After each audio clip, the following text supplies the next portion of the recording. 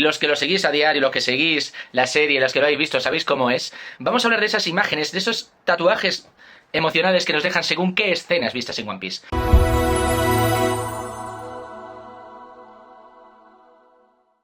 Muy buenas tripulantes, ¿qué tal? Soy Jan, bienvenidos al canal y bienvenidos a una cosa que hoy vamos a llamar, digamos, tatuajes emocionales. Porque los tatuajes normales se te quedan en la piel toda la vida, pero los tatuajes emocionales son aquellos que se te quedan en la cabeza para siempre. Te cambia la química cerebral y una vez que ves esas escenas, esas imágenes, ya no hay vuelta atrás. Siempre vas a sentir ese algo. Entonces, teniendo en cuenta cómo es One Piece, y los que lo seguís a diario, los que seguís la serie, los que lo habéis visto, sabéis cómo es, vamos a hablar de esas imágenes, de esos tatuajes emocionales que nos dejan según qué escenas vistas en One Piece. Vamos al lío. Vamos a empezar con esta escena en la cual Nami le pide ayuda a Luffy en Arlong Park. Honestamente, esto, si habéis visto el live action, lo habéis podido ver y demás, sabéis toda la carga emocional que hay en este capítulo, que hay en esas simples palabras que tiene Nami, y la verdad es que es difícil no ponerte a pensar todo lo que ha estado pasando Nami todo ese tiempo y no decir, hostia, es un momento duro, es un momento muy duro, y esas...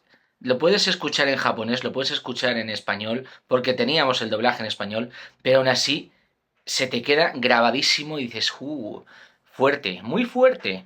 O sea, una escena muy potente. Avanzando un poquito más en la historia, llegamos al reino de Dram y conocemos a Chopper, que lo conocimos pues eso, como un reno al principio, pero creo que es el momento en el cual nos cuentan todo su pasado, toda la historia de lo que pasó con el Dr. Hiruluk, con todo eso que sufrió, y cuando dices, lo ha pasado muy mal, es también un recuerdo muy potente y es muy difícil, muy difícil. No digo soltar una lagrimita, pero es muy difícil no empatizar con Chopper y no decir, joder, qué mal lo ha pasado. O sea, Oda es un experto en crear un... Yo creo que es experto en crear pasados traumáticos. Traumáticos que, bueno, sí, luego después ya nos descubren esto que todo pasa bien. En fin. Continuemos, que aún hay bastantes. El siguiente momento, aunque no es triste como tal, a mí me resulta bastante épico y es la despedida que tienen los Mugis en Alabasta, despidiéndose de Vivi sin poder decir nada, pero solamente con ese gesto, levantando todos el brazo, mostrando esa cruz, diciéndola que es una cama más, ahí también te da el pellizquito ahí al corazoncito. Entonces también es una escena muy buena, muy repetible en el sentido de que podéis hacer esas imitaciones de esas imágenes con colegas y tal. Yo lo he hecho. Y creo que es también un momento muy mágico. Avanzamos bastante y en este caso vamos a saltar unos cuantos arcos y vamos a irnos en este caso al arco de Water 7. Y seguramente muchos ya sabréis lo que voy a decir. Y bueno, seguramente habréis acertado. Lo primero de todo, el momento, digamos, que más punzadita te da, es esa pelea que tienen Luffy y Usopp por el Going Merry. Porque dices, esa carga emocional que hay en esa pelea, esos recuerdos que hay entre medias, e incluso cuando ya sabemos cómo termina la batalla, ese Luffy sin poder evitar llorar, tapándose como puede y demás, es una escena bestia, muy bestia. Pero vamos a ver, estamos en Water 7, ese arco también en Enies Lobby. ¿Y qué sucede? Pues lo que tiene que suceder y lo que todos también recordamos cuando se trata de Enies Lobby, y es ese momento en el que Robin ya directamente no puede más. Se derrumba y casi con ella nos derrumbamos todos también. Ese grito, ese quiero vivir, incluso aunque lo leas o aunque lo veas en japonés, es bestial. Incluso el doblaje que tuvo, cómo se rompe Robin en ese momento, nos rompe a todos. Y ya que hablamos de roturas, a ver, esto ya es jodido hablarlo, o sea, me cuesta incluso a mí, pero llega un punto en el cual toda la gente que ve One Piece, que lee One Piece, que sigue One Piece, se hace una pregunta, ¿vale? Se hace una pregunta porque de repente te das cuenta de lo siguiente. Estás viendo un anime y estás llorando por un barco, por un puñetero barco, y te has puesto a llorar por un barco, pero es que dices, es una escena que es tan emotiva, que es tan, ¿cómo decirlo?, tan cargada de tanta significación que dices, no puedo no hacerlo, no puedes no emocionarte con esa escena. O sea, y si veis cualquier reacción, la mía ahora no, porque ya me he mentalizado para hacer este vídeo, pero si veis cualquier reacción en YouTube, Dudo muchísimo que una persona que no tenga una patata cocida por corazón no rompa en llanto con esa escena porque es imposible. Imposible. Y ahora no tenemos que irnos muy lejos porque, si no recuerdo mal, es el siguiente arco este. Y es ese arco de Thriller Bark en el que conocimos a Brooke y demás. Pero antes de conocer a Brooke, entre comillas, tenemos esa escena que con tan poco se dice tanto. Y es esa escena tan épica de Zoro en la cual simplemente dice lo de aquí no ha pasado nada. O sea, honestamente, me da igual los ataques que haya hecho, lo fuerte que se haya vuelto y tal. Pero esa frase es tan perfecta para Zoro. O sea, es ideal. Y además asume tanto viéndole destrozado todo ese encuentro que han tenido con Kuma y demás. Y cómo termina y dices, ¡guau! Magia, pura magia. Y sin dejar Thriller Bark, ya ese momento en el cual conocemos el pasado de Brook. Ese pasado de Brook y que además tiene con la Boon. O sea, esa experiencia, ese aprendizaje que nos deja Brook, en el sentido de decir, incluso la muerte no es excusa para dejar de cumplir una promesa, es de esos momentitos que sí, que alteran bien la química cerebral y que me parecen preciosos, pero preciosos. Pero ojo, no solo se trata de que sean escenas bonitas, que sean emotivas y demás. Hay escenas que, sin ser emotivas, dicen mucho, pero muchísimo más de lo que parece. Y una de ellas, que todos hemos celebrado porque es imposible que no hayamos dicho ole tú, Luffy, es el puñetazo a Charlos, el Tenryubito. Ese golpe es tan sumamente épico en su ejecución, en cómo Luffy lo da y en lo que significa ese golpe, que es imposible no decir ¡ole! ¡Una maravilla! Pero claro, si estábamos hablando del puñetazo del Tenryubito y todo lo que conlleva en sí, tenemos que irnos a esa escena que para muchos fue poco creíble al principio, que decíamos es imposible que esto haya sucedido, es imposible que esto haya sucedido, y quedaba casi el final de Marineford, y uno de los mayores traumas de Luffy. Sabéis perfectamente de qué escena estoy hablando, y a todos nos dolió muchísimo eso.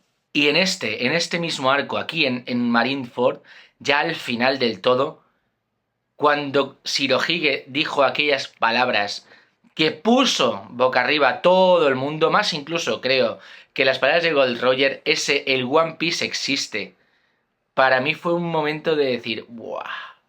Muchos de nosotros nos habíamos preguntado si realmente el One Piece es lo que decían de no, la amistad, el viaje, el tal, no sé qué. Que Ichiro Oda lo ha negado, sí. Ha dicho que es algo físico. Pero cuando escuchamos a Shirohige decir que el One Piece existía, ya fue la de decir, efectivamente, el One Piece existe de verdad. Y fue un muy buen final para un arco, porque eso ya era el arco final. Y fue la decisión, no la decisión, sino... sí, la decisión con la que lo dijo. Esa última decisión de Shirohige para mover al mundo me parece epiquísima, la verdad. Y bueno, ya pasamos al post-time skip, pasamos al nuevo mundo, después del archipiélago de Sabaody, después de la isla Gyojin, que no voy a pararme ahí, porque lo que me quiero parar es esta escena en la cual tú dices, ¿cómo es posible que un tipo disfrazado de bebé y un tipo en tanga tengan una de las peleas más épicas y entre tipos con tantísimo honor, con tanta gloria, tan honorables? O sea, ¿cómo es posible que dos adefesios, entre comillas, tengan una de las batallas más honorables de todo el fucking One Piece? Me encantó esa escena. Y, por supuesto, el pasado de Mr. Pink, también muy, muy bueno. Y estamos en Dressrosa hablando de esto, entonces obviamente otro de esos momentos en los cuales dices, tráeme 4 cajas de Kleenex, dices, el momento de recuérdame con una sonrisa, que le dice Corazón a Law. Dices, emotivo, muy emotivo, y ese momento en el cual de repente escuchamos llorar a Law, dices, los que no se dan cuenta al principio y se dan cuenta después, creo que les pega incluso más fuerte todavía esa escena. Y pasamos al arco de Whole Cake. Estamos yendo un poco, ya sabéis, en orden, porque claro, aquí en el arco de Whole Cake para mí son 2 momentos. Y os digo, además, los 2 momentos de los 2 personajes favoritos que tengo, ¿vale?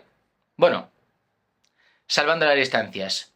El primer momento en Whole Cake que vemos que para mí es épico, es ese momento en el cual Sanji tiene que renunciar a la tripulación, tiene que renunciar a Luffy, y Luffy le dice aquello de sin ti no me puedo convertir en el rey de los piratas. Y dices, es que es muy fuerte. Es muy fuerte también ese momento en el cual Sanji, a todo lo que está rechazando, todo lo que está, digamos, negándose a cumplir solo para salvar a sus nakamas y no poder decirlo. Es una escena cargada con mucho, mucho sentimiento y esa patada que le da Sanji a Luffy para, digamos, poder irse de la tripulación, hay mucha gente que dice, no, es que si Zoro lo hubiera visto, Zoro lo hubiera comprendido perfectamente. Seamos sinceros, si Zoro vea eso, teniendo en cuenta cómo es Zoro con Sanji, no le hubiera pasado nada. Válgame la redundancia de Zoro. Y siguiendo con el arco de Whole Cake, vamos a hacer para mí el que fue un momento épico y cualquiera que lo haya visto dice, ole. Es el momento en el que Jinbe rechaza a Big Mom y decide irse de su tripulación, con la frase además de no puedo tenerle miedo a un simple yonko. O sea, voy a ser de la tripulación del rey de los piratas, no puedo tenerle miedo a un simple yonko, dijís. Decir eso, vamos, yo creo, es lo que dije, creo que lo puse en un comentario por ahí hace mucho tiempo, creo que la isla Gyojin se hundió por tamaño de las pelotas de Jinbe y se hundió por eso, no pudo soportar el peso que tenían las gónadas de Jinbe, no tiene otra. Y por último, el último momento y el más reciente que hemos tenido, entre comillas, porque está bastante avanzado, y esto en el 1071 si no me equivoco, evidentemente el Gear 5, el Gear 5, como lo queréis decir, Gear 5, llámalo como gustéis. Pero ese momento en el cual pensamos que Luffy ya estaba caput y de repente empiezan a escucharse los latidos de su corazón con esa cadencia, ese ritmo, fue épico en papel y épico en anime. Las dos formas fueron épicas, pero epiquísimas además. Y me parece que fue también un momento de puro cine. A ver, evidentemente también porque los animadores se volvieron locos, pero para mí estos momentos que he recopilado hasta ahora son de lo mejorcito que hay. Y ahora os toca a vosotros, porque imagino que tendréis también otros momentos épicos en la serie, y lo que quiero es que nos lo comentéis.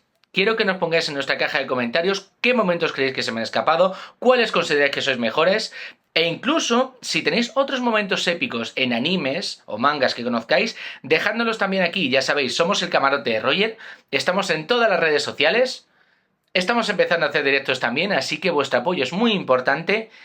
Y nada más, tripulantes, nos vemos como siempre en el próximo vídeo.